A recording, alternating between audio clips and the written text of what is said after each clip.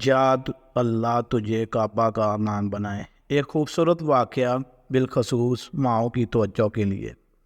ایک لڑکا اپنے ہم عمر لڑکوں کی طرح بہت زیادہ شرارتی تھا، مگر ایک دن ایسی غلطی اور شرارت کر دی کہ اس کے گھر مہمان آئے اور اس لڑکے کی ماں نے مہمانوں کے لیے سالن تیار کیا تو اس لڑکے نے سالن میں مٹی ڈال دی۔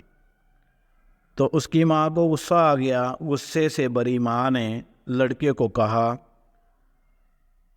غصے سے بھر جانے والی مائیں الفاظ پر غور کریں۔ لڑکے کی ماں نے کہا، چل بھاگ ادھر سے اور جا، اللہ تجھے کعبہ کا امام بنائے۔ یہ بات بتاتے ہوئے شیخ صاحب پھوٹ پھوٹ کر رونے لگے۔ ذرا ڈاس بندی تو زندی ہوئی آواز میں بولے، اے امت اسلام، جانتے ہو وہ شرارتی لڑکا کون تھا؟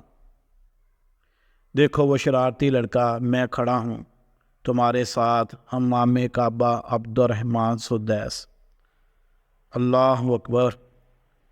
اگر وہ شرارتی لڑکا شیخ عبد الرحمن سدیس حفظ اللہ صاحب بذات خود ہو سکتے ہیں، جو ماں کی دعا کی بدولت حرم شریف کے ہر دل عزیز امام بن کر عالم اسلام میں دھڑکنے والے ہر دل پر راج کر رہے ہیں۔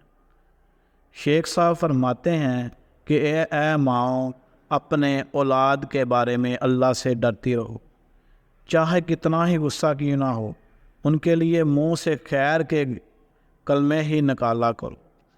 اولاد کو لعن طعن اور بد دعائیں دینے والی مائیں سن لیں کہ والدین کی ہر دعا و بد دعا قبول کی جاتی ہے۔